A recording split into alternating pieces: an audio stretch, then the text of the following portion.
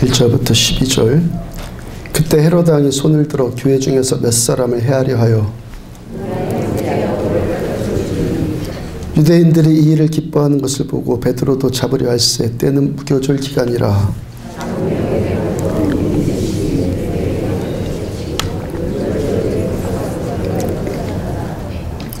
이에 베드로는 옥에 갇혔고 교회는 그를 위하여 간절히 하나님께 기도하더라.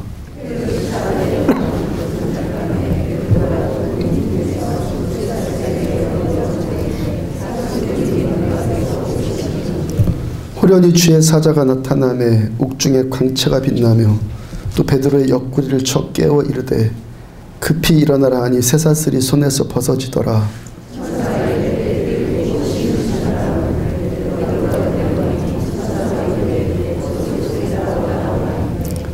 베드로가 나와서 따라갈새 천사가 하는 것이 생시인 줄 알지 못하고 환상을 보는가 하니라.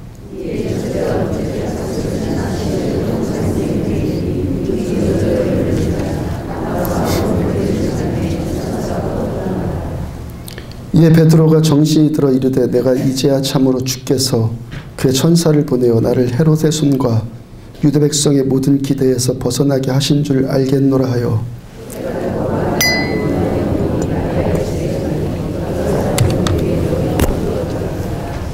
아멘. 2013년 추수감사절 말씀. 집에서 혼자 말씀 보고 기도하면 안 되나요? 혼자 집에서 말씀 보고 기도하면 안 되나요? 라는 제목으로 또 사도행전 128번째 말씀 전해드리도록 합니다. 한 배우가 공연을 마쳤습니다. 청중들에게 감사 인사하는 자리에서 이런 제안을 했습니다.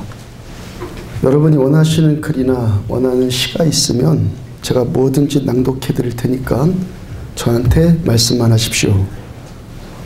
그 청중들이 갑자기 받은 제안이라서 선뜻 나서는 사람이 없다가 그 청중석 뒤에서 한 노신사가 일어났습니다. 시편 23편을 듣고 싶습니다. 그 배우가 성경 말씀을 낭독해 달라고 하니까 약간 당황은 되었는데 하여튼 약속은 했으니까 또 시편 23편을 자기도 이미 알고 있어서 약속대로 낭독을 합니다. 배우가 시편 23편을 낭독하니까 얼마나 괜찮았겠습니까? 감정 표현도 괜찮고 완벽했고 발음도 나무랄 데가 없어요. 그 낭독을 마치니까 관중석에서 누가 먼저 할 것도 없이 막 박수로 환호를 합니다.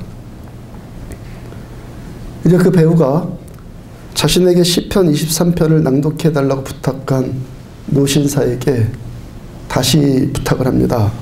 선생님, 이번에는 선생님이 한번 낭독해 주시면 어떻겠습니까?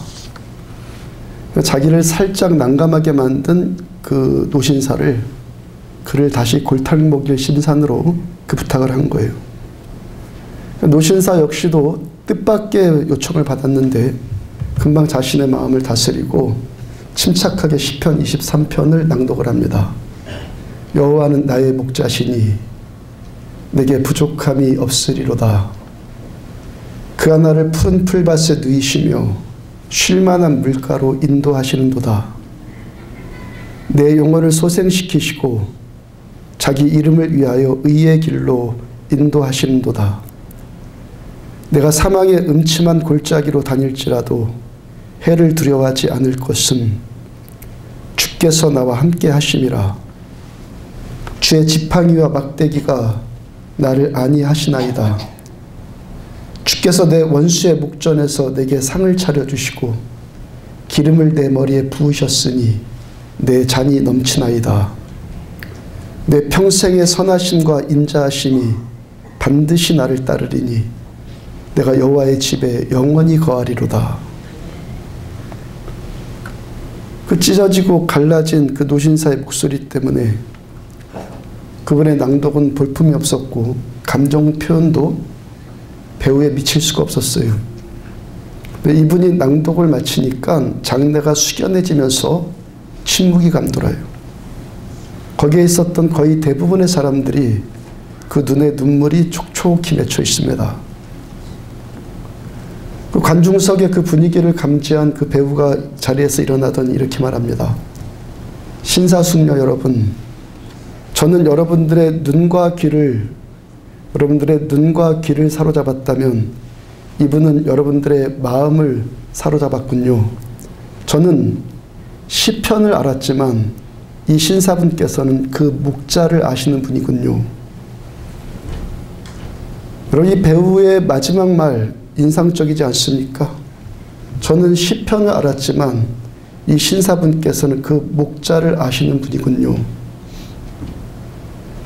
여러분, 오늘도 우리가 추수감사절로 예배 올려드리고 있는데 우리가 지금도 예배 드리면서 가장 큰 감사 제목이 뭐겠습니까? 토마스 아퀴나스가 신학대전이라는 명절을 저술했어요. 그 책이 1259년부터 1268년까지 9년에 걸쳐서 저술된 대작이에요. 9년에 걸쳐도 아직 완성이 안 되었어요. 그 카톨릭에서는 그 책이 카톨릭 신앙의 뿌리가 될 만큼 탁월한 책이라고 손을 꼽아요.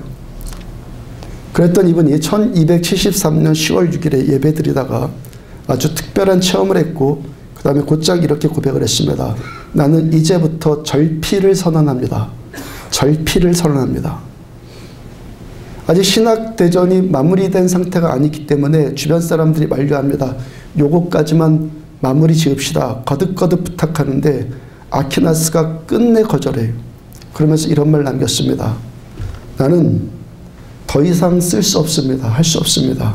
왜냐하면 이제까지 내가 써왔던 모든 것들이 다 지푸라기 같은 것들이기 때문입니다.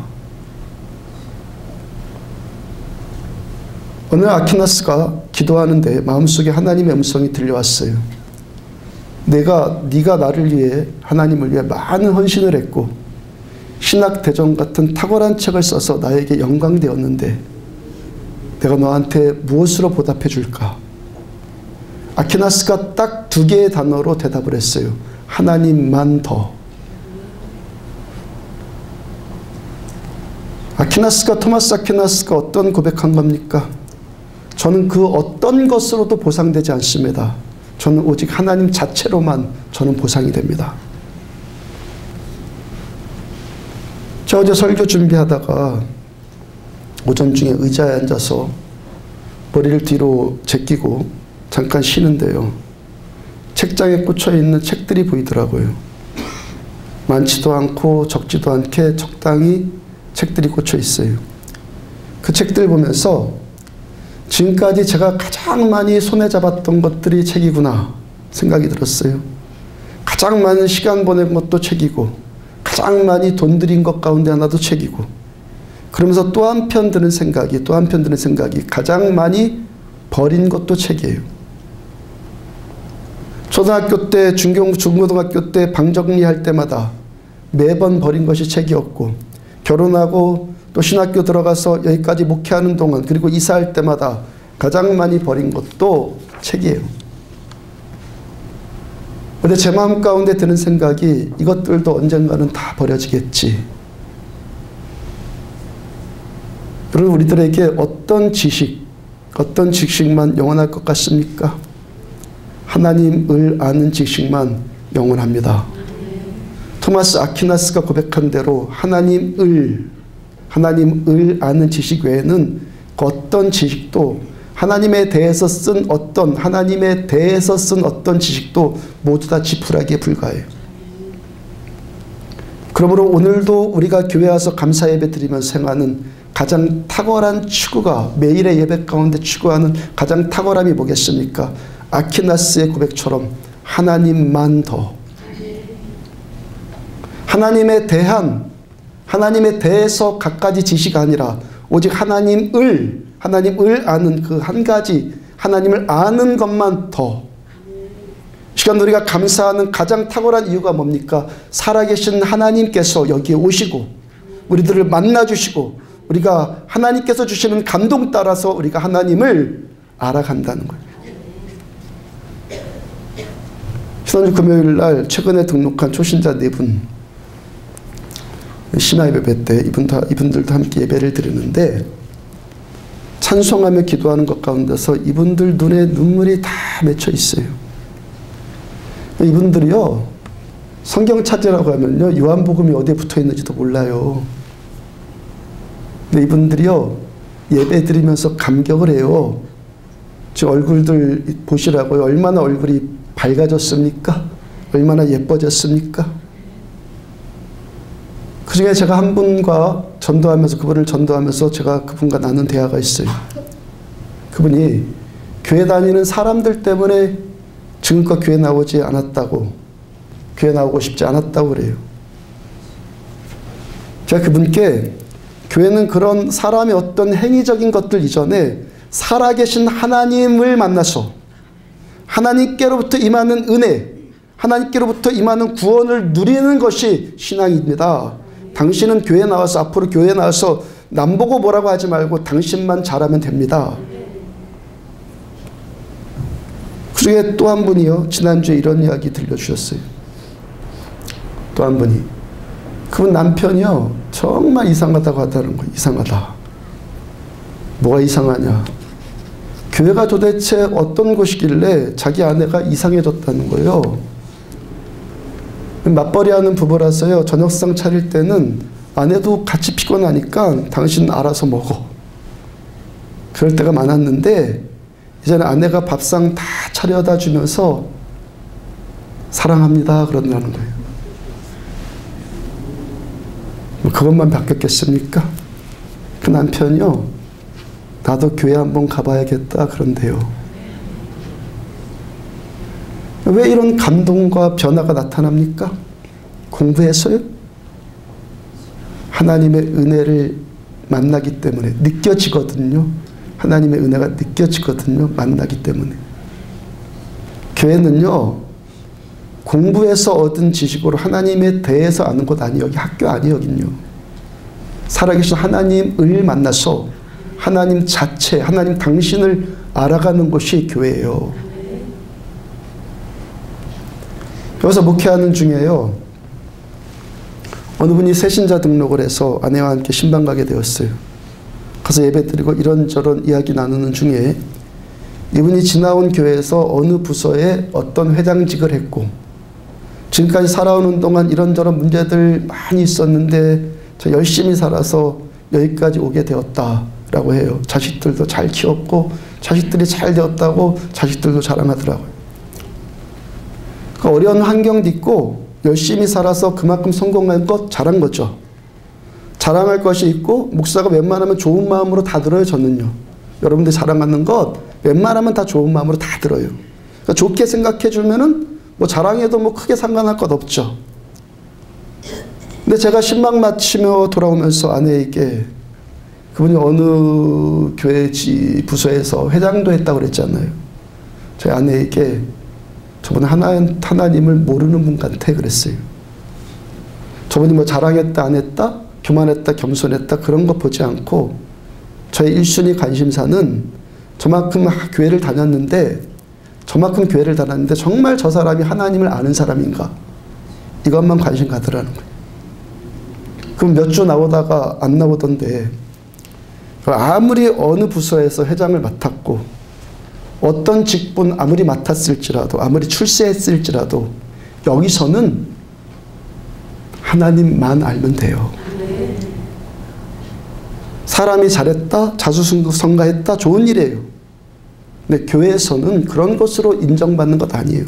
교회는요, 사람을 알아주는 것 아니라 하나님을 아는 곳이에요.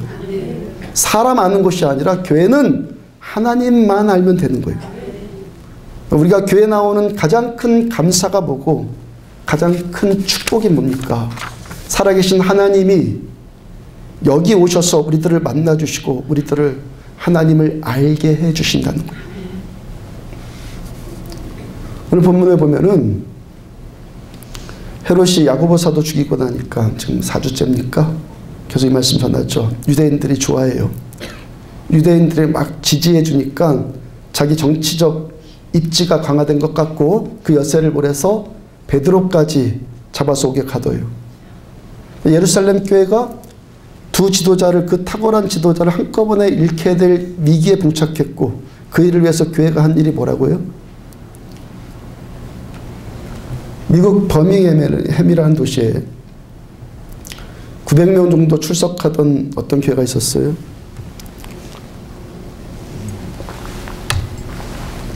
정도 출석했던 교회가 어쩌다 그만 약해져서 50명밖에 안 남았어요. 그렇게 약해진 교회에 해리엘 리더라는 목사님이 부임을 해서 교회가 새롭게 출발하게 되었습니다. 그로부터 25년이 지나서 그 교회가 지금은 출석교인 4,000명이 되는 교회로 부흥하게 되었어요. 그 목사님이 쓴 책 가운데 우리말로 다시 불꽃을 타오르게 하라, 다시 불꽃을 타오르게 하라는 제목으로 번역된 책이 있어요. 그 책의 첫 번째 장, 첫 장의 제목이 아주 재밌어요. 프로그램을 포기하라. 프로그램을 포기해라. 교회들마다 무슨 운동이다, 무슨 세미나다, 무슨 프로그램이다, 그런 것 포기하라는 거예요. 정확하게 말하자면 그런 프로그램이나 그 어떤 운동이나 그런 것 의지해서 하나님의 일이 되는 것 아니라는 거예요.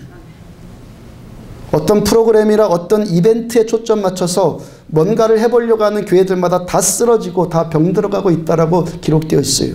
그러니까 그런 프로그램들 다 치워버리고 행사 중심의 교회들 다 포기하라는 거예요. 하나님을 믿는 하나님의 자녀들인 우리들, 우리 안에 있는 문제들, 삶의 여러 가지 정황들 어떻게 돌파해 나갑니까? 오늘 보면 5절을 보면은 이에 베드로는 옥에 갇혔고 교회는 그를 위하여 간절히 하나님께 기도하더라. 예루살렘 교회는 그들 앞에 당한 최대의 위기 앞에서 기도하기로 결정해요.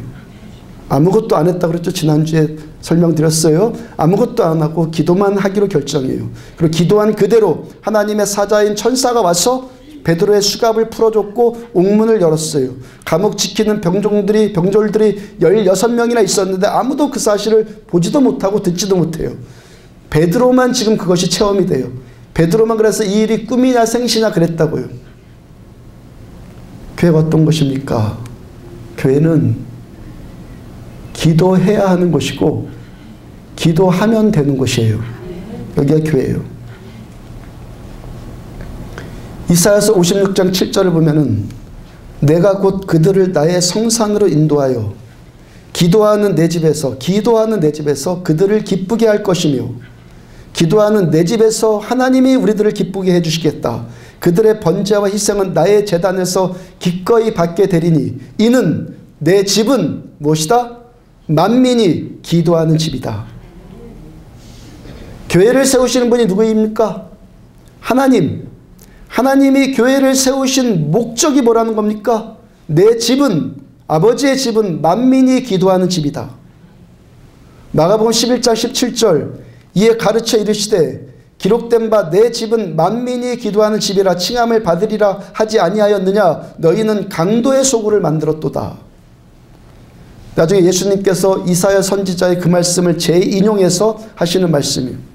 예수님께서 십자가 지시기 위해서 예루살렘 성전에 들어가셨는데 6월절이 다가와서 예루살렘 성내가 북적거려요. 6월절 예식을 지키기 위해서 사람들이 어린 양이나 비둘기나 뭐 기타 그런 걸 사고 파는 일로 정신이 없습니다. 주님께서 그렇게 매매하는 자들의 상을 둘러 엎으시면서 그런 상들을 다 둘러 엎으시면서 내 집은 만민이 기도하는 집인데 너희가 강도의 소굴을 만들었도다라고 주님이 책망하셔요. 여러분, 하나님 보시기에, 예수님 보시기에 기도하는 교회 어떻다는 겁니까? 기도하지 않는 교회 어떻다는 거예요? 기도 안 하는 교회 어떻다는 거예요? 기도 안 하는 성도 어떻다는 거예요? 강도의 소굴이라는 거예요. 주님 말씀이에요. 하나님께서 교회를 세우신 목적이 만민이 기도하는 집으로 하나님이 이 교회를 세우셨는데 그 목적대로 가지 않는 교회는 모두 다 뭐라는 겁니까? 강도의 소굴이라는 거예요. 마태복음 16장 18절 보면은 또 내가 내게 이르노니 너는 베드로라. 내가 이 반석 위에 내 교회를 세우리니 음부의 권세가 이기지 못하리라. 최초의 신약교회예요. 주님께서 베드로 사도가 주는 그리스도시요 살아계신 하나님의 아들이십니다. 이 말씀에 대해서 지난번에 한번 풀어드렸죠. 주님께서 이 고백 기뻐 받으시고 베드로 사도를 통해서 주님의 교회를 세우시겠다. 누구의 교회? 주님의 교회. 이 땅의 모든 교회는 하나님의 교회인 줄로 믿습니다. 교회를 세우시는데 교회를 처음 세우신 주님께서 이 땅의 모든 교회를 세우신 목적이 뭐라는 거예요? 교회 세우신 목적. 음부의 권세가 이기지 못하리라. 교회가 어떤 곳입니까? 지옥의 권세를 이기는 것이 교회예요. 귀신에게 눌려서 병들어 있는 자들을 치유하는 것이 교회이고, 안 되는 자가 되게 만들어주는 것이 교회이고, 절망하는 자를 소망 갖게 하는 것이 교회란 말이에요. 이게 교회예요. 음부의 권세를 이기는, 그 음부의 권세를 이기는 능력으로 주께서 우리들에게 주신 것이 뭡니까? 교회에 주신 것이. 그 다음 19절, 내가 천국 열쇠를 내게 주리니 내가 땅에서 무엇이든지 매면 하늘에서도 매일 것이요 내가 땅에서 무엇이든지 풀면 하늘에서도 풀리리라. 주님께서 교회를 세우신 목적이 음부의 권세를 이기는 것인데, 그 목적으로 교회를 세우셨는데 그 목적을 이루기 위해서 주님이 교회에 주신 것이 뭡니까? 천국 열쇠. 그러니까 교회가, 우리가 이 천국 열쇠를 가지고 땅에서 잠그면 하늘에서도 잠기고 땅에서 풀면은 하늘에서도 열린다는 거예요. 이 말씀이 마태복음 그 2장 지나서 18장 18절에서 또 한 번 나와요. 그대로 나와요. 진실로 너희에게 이르노니 무엇이든지 너희가 땅에서 매면 하늘에서도 매일 것이요 무엇이든지 땅에서 풀면 하늘에서도 풀리라. 어떤 자에게? 천국 열쇠 가진 자에게. 그 다음 바로 그 다음 19절, 진실로 다시 너희에게 이르노니 너희 중에 두 사람이 땅에서 합심하여 무엇이든지 구하면 하늘에 계신 내 아버지께서 그들을 위하여 이루게 하시리라. 너희 중에 두 사람이 땅에서 합심하여 무엇이든지 구하면, 그러므로 천국 열쇠가 뭐예요? 우리가 모여서 함께 기도하는 것이 천국 열쇠라는 거예요. 열쇠 붙들고 땅에서 매면 하늘에서 매이고 땅에서 풀면 하늘에서도 풀려서 음부의 권세를 이기는 능력을 하나님이 교회에 주시겠다는 거예요. 그 천국 열쇠가 뭐예요? 두 사람이 합심하여 기도하는 것. 이게 뭐예요? 천국 열쇠예요. 그 다음 마태복음 18장 20절, 두세 사람이, 그 바로 다음 절에 두세 사람이 내 이름으로 모인 곳에는 나도 그들 중에 있느니라.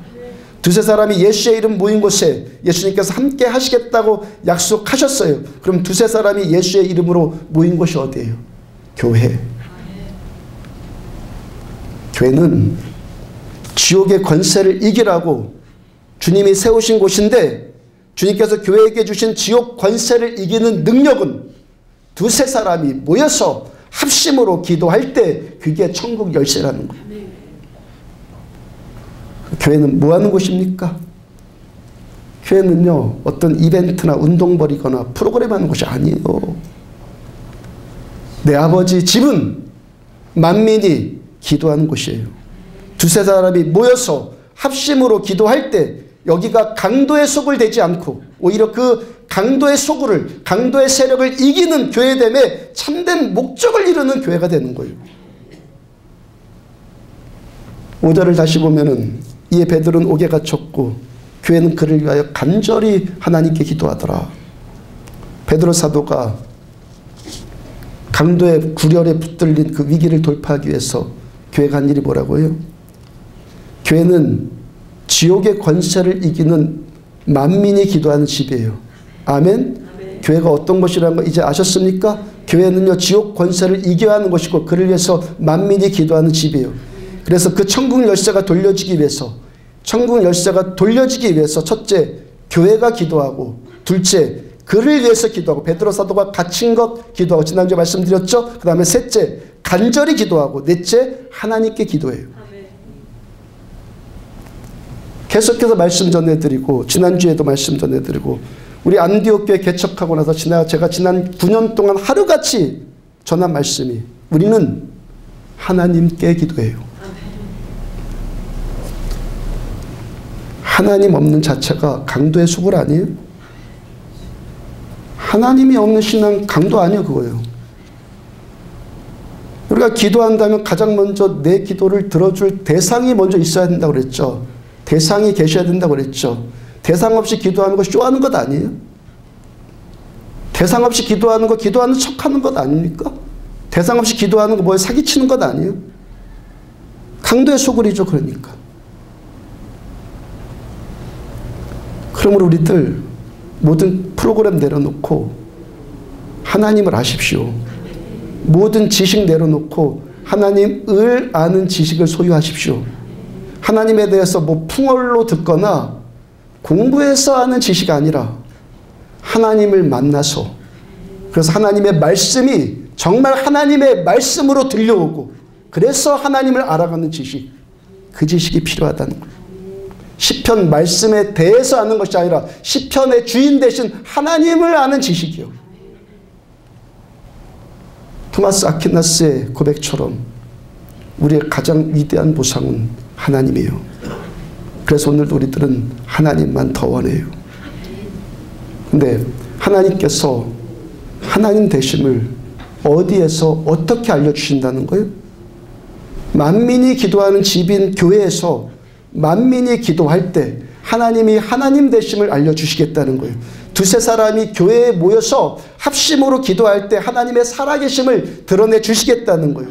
그래서 교회는 기도하는 곳이고 우리가 교회에 모여서 합심으로 기도할 때 지옥의 권세를 돌파해 나가는 능력을 교회에 주시겠다는 거예요. 사도행전을 찬찬히 봐요. 초대교회 성도들이 했던 기도가 모두 다 이 기도예요. 한국교회를 보면서 세계 역사상 유례가 없는 통성기도를 하는 곳이라고 세계에서 말하는데요. 아니에요. 통성기도는요, 유대인들 예루살렘 초대교회가 했던 기도예요. 사도행전 보면요, 처음부터 끝까지 다 그 기도예요. 물론 초대교회 성도들이 혼자 있을 때 골방 기도도 했을 것이고, 다니엘과 같이 그 다음에 침묵 기도도 했을 것이고, 개인적으로 자신의 취향대로 기도했겠죠. 근데 사도행전에 기록되었고 성령께서 교회에 가르쳐주고 싶어 하시는 기도는 두세 사람이 교회에 모여서 합심으로 기도하는 기도라는 거예요. 사도행전 1장 4절 보면은 사도와 함께 모이사 그들에게 분부하여 이르시되 예루살렘을 떠나지 말고 내게서 들은 바 아버지께서 약속하신 것을 기다려라. 예루살렘 떠나지 말고, 무슨 말씀이요? 예루살렘 교회, 예루살렘 성전, 즉 교회를 떠나지 말아라. 사도행전 1장 14절과 15절 여자들과 예수의 어머니 마리아와 예수의 아들과 더불어서 마음을 같이하여 오로지 기도에 힘쓰더라. 모인 무리가 수가 약 120명이 되더라. 최초의 성령 강림의 역사가 어떻게 나타났어요?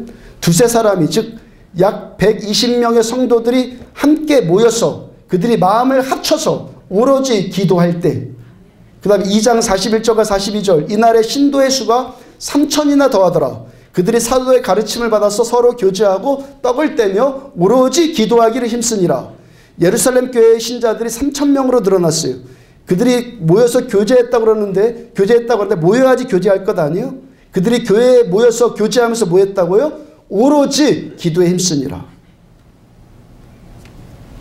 3,000명이나 되는 성도들이 다 모여서 오로지 기도하기 힘쓰는 장면 그려봐요. 요즘에 뭐 성도의 11조가 뭐 10분의 1이 기도한다 그러는데 이들은 그런 거 없어요. 성도가 3,000명이었는데 3,000명 모두가 나와서 함께 하나님께 기도해요. 오로지 기도에 힘쓰니라. 그들의 3,000명이 그렇게 함께 부르짖어 기도하는데 지옥의 구렬이 흔들리지 않겠어요?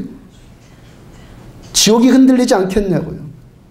그 다음 43절 교회의 기사와 표적이 나타납니다. 그렇게 기도하니까 44절 교인들이 서로 이제 통용하는 일이 나타납니다. 47절 하나님을 찬미하여 또 온 백성에게 칭송을 받으니 주께서 구원받는 사람을 날마다 더하게 하시니라. 이 모든 일들이 어떻게 되어졌다는 거예요? 내 집은 만민이 모여서 기도하는 집이라. 두세 사람이 합심해서 기도할 때, 나머지 사도행전의 뒷부분을 다 살펴보더라도 사도행전의 기도는 모두 다 이 기도예요. 모여서 합심하여 기도한 것. 경건이 뭡니까?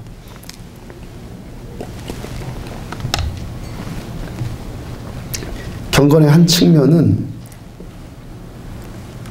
우리가 일시적이라도 내가 매일 하는 일상적인 일상에서 내 일상에서 벗어나야지만 경건은 가능한 거예요. 제가 늘상 말씀드리는 것이 꼭 교회에서만 기도해야 되나요? 길 가다가도 쇼핑하다가도 하고 뭐 하다가도 하고 그렇게 수시로 기도는 하는 것 아닌가요? 그런 식으로요. 기도하지 않아도 되는 이유를 만들어내지 말라고요. 항상 하던 대로 되어서는 경건이 이루어질 수가 없는 거예요. 그래서 기도 시간을 따로 정해야 되고 기도하는 장소를 따로 만들어야 되고 그래서 주님께서 안식일을 정하신 것이죠. 그래서 교회라는 장소를 세우신 것이죠. 주님이. 따로 해도 되면은 교회라는 장소를 뭐 하려고 만듭니까? 안식일을 뭐 하려고 제정하셨겠어요? 우리 사람들의 취약점으로요. 매니아 현상이라고 있죠. 뭔 매니아 그런 거 있죠. 뭔가 좋은 일 만나면요. 거기에 미쳐버리더라는 거예요. 사람의 습관이. 돈 줬더니 돈에 미쳐버리고 여자 줬더니 여자에 미쳐버리고 아브라함에게 아들 이삭을 줬더니 아브라함도 10여 년 동안 아들에게 미쳐버려요. 정신 못 차리니까 이삭과 그 형이 갈등이 생기죠. 그래서 주님께서 이 일주일 가운데요. 하루 떼어서 나오라는 것이 오늘 주일이에요. 주일에 시간 따로 떼고 장소를 따로 구별해서 성전으로 오라는 거예요. 구별된 시간은 뭡니까? 주일. 구별된 장소는 어디입니까? 교회. 물론 성경에 기록되어 있는 것처럼 하나님은 어디에 계시든지 조직신학에서 말하는 무소부재의 하나님이에요. 어디든 계신 하나님께 언제든 기도하지 못하겠어요? 그러나 하나님은 아니라고 하신단 말이에요. 하나님이 예수님이 핏값으로 산 것이 교회거든요. 교회를 세우신 목적이 뭐라고요? 두세 사람이 주님의 이름으로 모여서 만민이 기도하는 집이다. 교회를 그렇게 제정하셨어요. 그걸 위해서 주님이 교회를 세우셨거든요. 우리가 어디서든지 기도할 수 있어요. 그런데 음부의 권세를 이기는 천국 열쇠를 주시는 것은 만민이 기도하는 집인 이 교회에서 두세 사람이 합심으로 기도할 때 주님께서 이 열쇠를 주시겠다고 주님이 약속하셨잖아요. 주님의 말씀이잖아요. 주님이 그렇게 하시겠다고 하시면 주님 그렇게 되는 거예요. 사람이 이유를 걸 게 없어요. 말씀에 딱 써 있으면 끝이에요. 말씀 그대로예요. 우리나라 방직산업이 한참일 때 공장에서 몇백 명의 노동자들이 밤낮으로 교대 근무하면서 일하는데도 일손이 바빴던 시절이 있었잖아요. 거기서 근로자들이 눈으로 잘 보이지도 않는 가는 실을 꽈가지고 재봉틀로 실을 만들어내요. 근데 그 실, 감다가, 기계로 감다가 엉키면 어떻게 하는지 아십니까? 공장에서 일하는 아가씨들이 주머니에 면도칼을 하나씩 있대요. 그걸로 다 끊어버리는 거예요. 실이 엉키면요, 그 즉시로 끊어버려요. 완전히 팍팍 다 끊어버려요. 엉킨 실 아깝다고 하나하나 풀다가는요, 엉키고 계속 엉켜갖고 헛수고만 계속하게 되고요. 실만 더 심하게 엉클어지더라는 거예요. 이틀, 사흘, 나흘 걸려도 해결점이 나오지 않기 때문에 줄을 다 끊어버리고 새롭게 시작하자는 거예요. 세상에서 인생 잃어버렸다고 세상에서 다시 보상받으려고 하지 말란 말이에요. 세상에서 돈 잃어버렸다고 세상에서 돈 찾으려고 하지 말라는 거예요. 도박하는 자들이 그렇게 망하는 것 아니에요? 돈 잃어버린 사람이 본전이라도 찾겠다고 도박판에 집착하다가 다 망하잖아요. 그렇게 하면 그 인생 다 잃어버리게 된다는 거예요. 우리들의 삶, 내가 원하는 대로 되는 것 아니잖아요. 안 된다고 해서 거기에 더 집착하고 더 매달리고 내 힘으로 어떻게 해보겠다고 끙끙대고 있으면요. 계속 망가진다고요. 팍팍 끊어버려야 돼, 끊을 때는. 일상의 모든 시간들, 내가 누렸던 공간들 그거 다 끊어버리고 내 아버지 집으로 오라는 거예요. 그게 교회예요. 오늘 추수감사절 예배가 그렇게 절기, 그렇게 시간과 장소의 의미를 따로 구별해서 드리라는 것이죠.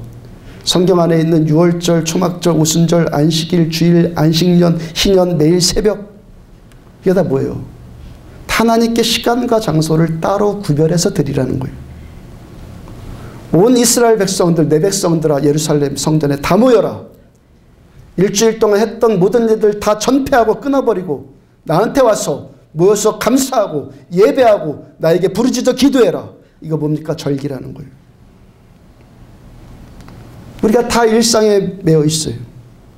일에 매이고 공부에 매이고 가정에 매이고 육체의 정욕에 매이고 다 뭔가에 빠져서 미쳐서 살잖아요. 하나님께서 그런 것에 미치지 말라고 거기서 떠나라고 하시는 거예요. 그리고 여기서 하나님께만 다시 전념하라는 거예요. 이때 우리들에게 뭐가 주어진다는 겁니까? 음부의 권세를 이기고 하늘의 능력을 메고 풀 수 있는 천국 열쇠를 주님이 우리에게 주시겠다는 거예요. 오늘 다시 보면은 이 베드로는 옥에 갇혔고 교회는 그를 위하여 간절히 하나님께 기도하더라. 기도가 뭡니까? 기도는 뭐죠? 하나님께 하는 거예요. 기도는 혼자 염불해 오는 게 아니에요. 주문해 오는 게 아니에요. 기도는요, 하나님께 하는 거예요. 하나님이 여기 계셔야지만 기도는 기도로 성립이 되는 거예요. 그리고요, 중요한 것은 우리가 하나님 만나는 것 아니에요. 하나님이 나를 만나 주셔야 하는 거예요. 이건요, 꼭 붙드셔야 돼요. 내가 이렇게 한다고 해서 되는 게 아니에요. 하나님이 해주셔야 되는 거예요. 내가 하나님과 친한 척 한다고 해서 친한 것 아닙니다. 하나님이 나한테 오셔서 친밀하게 대해 주실 때 그게 진짜로 하나님과 내가 친한 거예요. 집에서 혼자서 성경 보고 뭐 기도하고 인터넷으로 설교 듣고 그거요, 신앙 좋은 것 아니에요. 신앙은 하나님이 나를 만나 주셔야지 신앙이에요. 하나님 어디서 우리들을 만나 주시고 어디서 우리들을 친밀하게 대해 주신다는 거예요? 하나님께서 교회를 세우신 이 목적, 하나님의 목적에 우리가 순종해서 우리가 여기 모여서 두세 사람이 합심하여 기도할 때 하나님께서 여기에 와 주신다는 거예요. 따로 장소를 떼고 따로 시간 떼고 그래서 하나님 예배하고 하나님 기도하고 하나님께 감사하고 하나님을 노래하는 여기에 하나님 오신다는 거예요. 하나님 만나주시는 이 자리가 치유의 자리예요. 하나님 오셔야지 치유가 되죠. 나 혼자 공연불 외운다고 치유가 됩니까? 하나님 오셔서 만나주셔야지 회복이 되는 거죠. 하나님 오셔서 나에게 말씀해 주셔야지 말씀이 들려오는 거죠. 인터넷에 앉아갖고 아무리 말씀 들어봐요. 그건 지식이에요. 시편에 대해서 하는 거예요. 시편의 주인이신 하나님을 만나는 것은 하나님의 말씀이 하나님의 말씀으로 임재 가운데 들려야지만 그게 말씀이에요. 추수감사절은 1621년에 영국의 청교도들이 신앙의 자유를 찾아서 메이플라워라는 배를 타고 아메리카 신대륙으로 건너간 것으로 이래되었죠. 다 아시죠? 이들이 뭘 한 겁니까? 장소를 따로 떼자. 그런 거죠. 신앙의 자유를 찾아서 신앙이 압박하니까 매이니까 자유를 찾아서 장소를 따로 떼자. 하나님을 예배할 수 있는 마음껏 예배할 수 있는 장소를 찾아서 이들은 다른 이유가 없어요. 예배할 장소를 찾아서 떠난 거예요. 그리고 아메리카 신대륙에 들어갔죠. 총 102명이 추운 초겨울 날씨, 요즘과 같은 날씨에 신대륙의 플러머스 항구에 도착을 했어요. 추위와 굶주림으로 질병으로 그 중에서 44명이 죽었어요. 먹을 것도 없고 춥고 아무도 잠잘 데도 없고 그 죽음의 공포와 절망스러운 상황 가운데서요. 그 이듬해 봄에 원주민 추장이 감자와 옥수수씨, 종자씨를 줬다고요. 그리고 희망의 씨앗을 뿌렸어요. 근데요, 다시 좌절하게 됐어요. 가장 물이 필요한 3개월 동안에 가뭄이 왔어요. 가뭄이. 그랬어요. 다 망치게 생겼거든요. 폐농의 위기에 봉착을 했어요. 그래서 이들이 뭐 했습니까? 이제는 시간을 따로 구별해요. 기도의 날 선포했고 모두 다 함께 금식에 들어가요. 그러니까 엘리야가 갈멜산에서 드렸던 기적과 같은 일이 그들에게 나타났어요. 10일 동안 비가 펑펑 오더라는 거예요. 그 가뭄 가운데. 이들이 그 죽음의 고비를 두세 사람이 모여서 하는 기도로 돌파했죠. 그리고 그렇게 수확한 첫 열매를 이렇게 성전에 올려드리고 그렇게 수확된 그 열매를 하나님께 올려드리면서 눈물로 감사를 드린 것이 추수감사절이에요. 내 인생 이렇게 처절한 절망 가운데서 하나님을 향한 소망의 끝 놓지 않고 끝까지 하나님 바라보고 기도한 그 민족, 하나님께서 그들을 만나주셨어요. 그들을 만나주시고 지금 미국이 어떻게 됐습니까? 세계의 패권을 장악했잖아요. 102명 가운데 44명 죽고 60여 명의 사람들이 세계의 패권을 장악해요. 하나님이 그들과 함께 하시니까.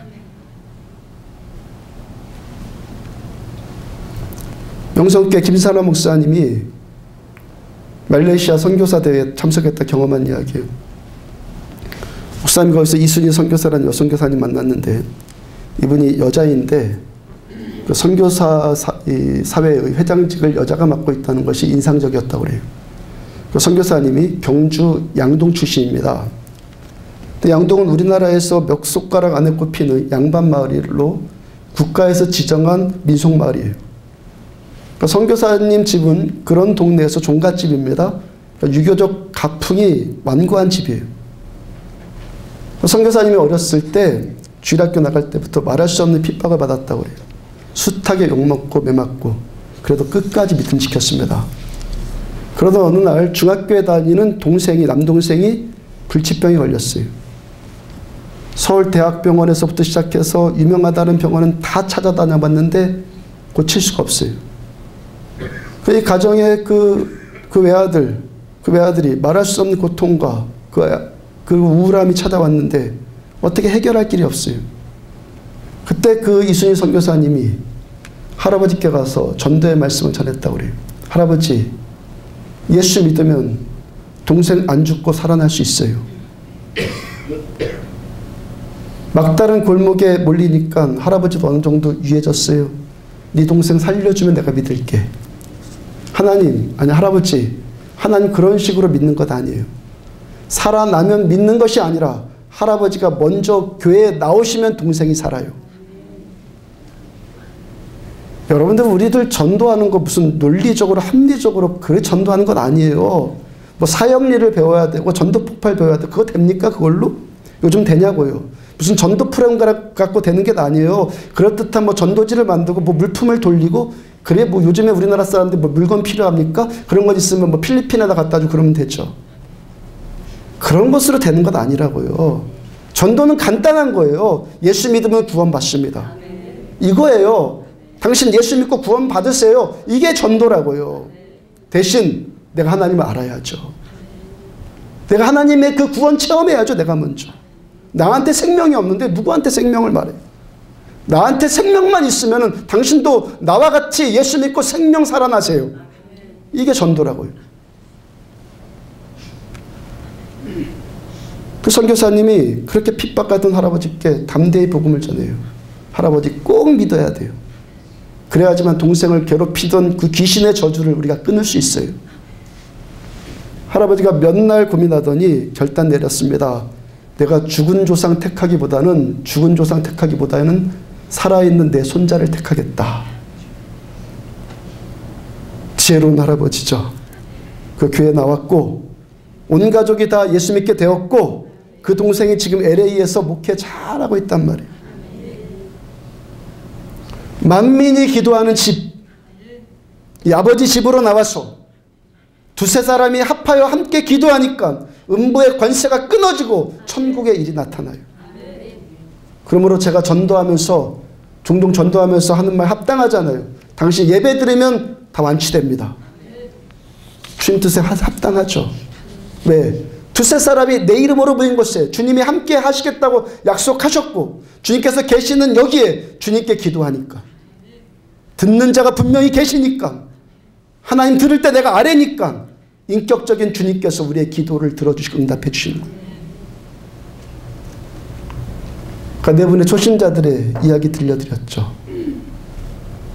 예배드리고 기도하면서 이분들 모두의 눈에 눈물 맺혀 있고 교회 나온 지 한 달도 안 되었는데 얼굴이 환하게 밝아져 있어요.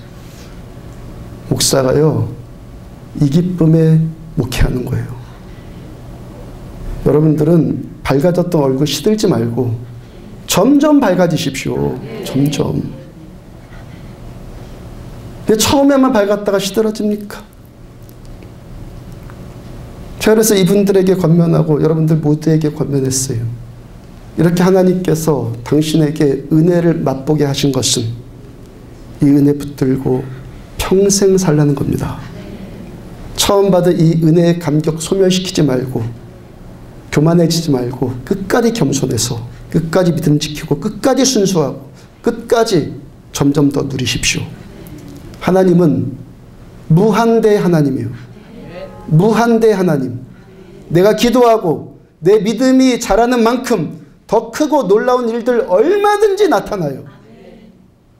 물론 우리가 이 길 가면서 마귀의 공격들, 사람의 연약함으로 인해서 받는 시험, 갈등, 문제들 분명히 있어요. 그러나 메이플라워 타고 신대륙에 상륙한 청교도들이 그 죽음의 절망과 고통 가운데서도 끝까지 하나님 붙들고 기도했듯이 평생 하나님만 의뢰하고 붙들고 사시라고요.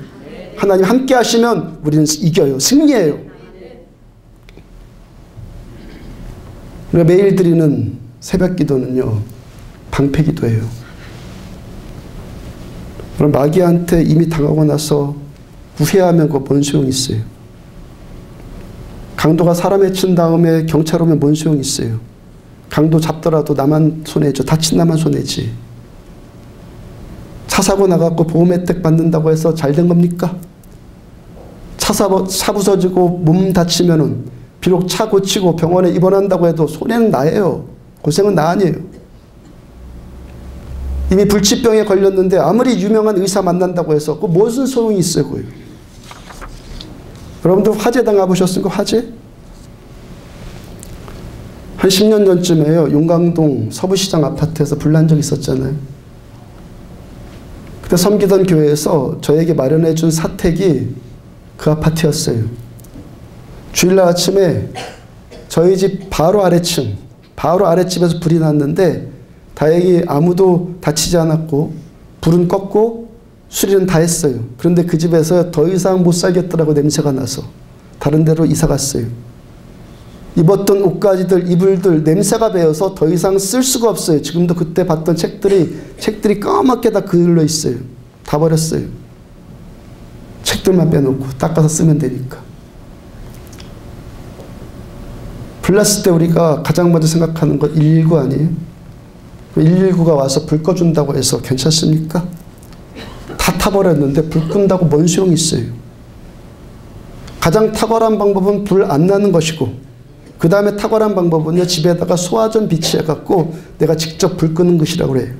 그러니까 불난 후에 5분이 가장 중요하다는 겁니다. 그 5분 안에 소화기 틀어서 불 끄면 웬만한 불은 다 진압된다는 거예요. 우리에게 있어서 마귀의 공격을 막는 영적 소화기가 뭐라는 겁니까? 기도. 특별히 새벽에 모여서 기도하는 것은 마귀를 향한 우리들의 선제 공격이에요. 방패 기도라고요. 이렇게 매일 첫 시간에 한 장소에 따로 모여서 기도할 수 있다는 것. 기도한 우리들에게 천국 열쇠 주시겠다고 했으니까 이게 가장 감사이고 축복이죠. 모든 교회 마찬가지겠지만 저 역시도 우리 교회에 하나님이 임재하신다고 믿어요. 저는 믿는다고 확신해요. 저는. 우리 교회 찬양단 얼마나 소박합니까? 좋게 말해서 소박한 것이고 본래대로 말하면 촌스럽죠. 아주. 음악이 뭐 세련됐습니까? 멤버가 화려합니까? 싱어는 뭐 저와 사모 2사람밖에 없고 반주도 꼭 있어야 될 최소 인원만 있고 제가 시간을 따로 낼 수 없으니까 연습도 한번 할 수 없고 악기와 음악을 뭐 다 맞춰갖고 뭐 전주 한번 해본 적 없고 뭐 사이사이에 뭐 멋진 섹션을 막 넣은 적도 없고 그냥 오늘 부를 찬양 몇 곡 정해서 뽑아놓고 처음엔 저 혼자 찬양하다가 여러분들 시간 돼서 모이면 다 같이 하나님 찬양해. 곡을 부르는 순서도 없고 시간도 정해지지 않았고 그냥 저에게 주께서 감동 주시는 대로 하는 거예요. 제가 믿기로는 살아계신 하나님께서 우리들의 찬양을 기뻐하세요. 요한계시록 지금 프리셉 성경 공부를 1년 반 정도 좀 계속하고 있는데 요한계시록에서 하나님이 결국 마지막에 받으시는 것이 뭔지 아십니까? 찬양이에요. 하나님 그 14만 4천의 성도들에게 임하는 가장 위대한 축복이 뭔지 아십니까? 하나님의 임재 가운데 하나님을 전심으로 예배하는 거예요. 거기에 하나님이 오시니까. 하나님께서 우리가 모였을 때 이 부르는 이 찬양 받고 싶으셔서 여기에 오시겠다고 하나님이 약속하신다고요. 제가 25년 전에 하나님 처음 만나고 찬양단 섬겼을 때 본교회 심화예배 때 찬양을 인도하는데 어떤 영안이 열리신 분이 우리가 찬양할 때 천사가 함께 와서 막 춤을 추더라고 그렇게 말씀해 주셨어요. 성경을 믿습니까 여러분들? 천사가 함께 와서 춤춘다는 거 믿습니까? 성경 그대로 믿습니까? 저는 그대로 믿어요. 영안 열리신 분이 그걸 봤다고 분명히 저한테 말씀해 주셨어요. 근데 지금 그 일이 저는 여전히 여기서도 계속되고 있고 그때보다 저는 더 하다고 믿어요. 그때보다 더 강한 기름 부으심이 저에게 임하는 것이 저는 느껴지니까. 시편 22편 3절 보면은 이스라엘의 찬송 중에 거하시는 주여, 이스라엘의 찬송 중에 거하시는 주여, 주는 거룩하시니이다. 하나님은 우리의 찬송 중에, 하나님 우리가 전심으로 노래하고 예배할 때 하나님이 여기 오신다는 거예요. 여러분, 하나님이 제 설교 듣고 싶어서 여기 오시겠습니까?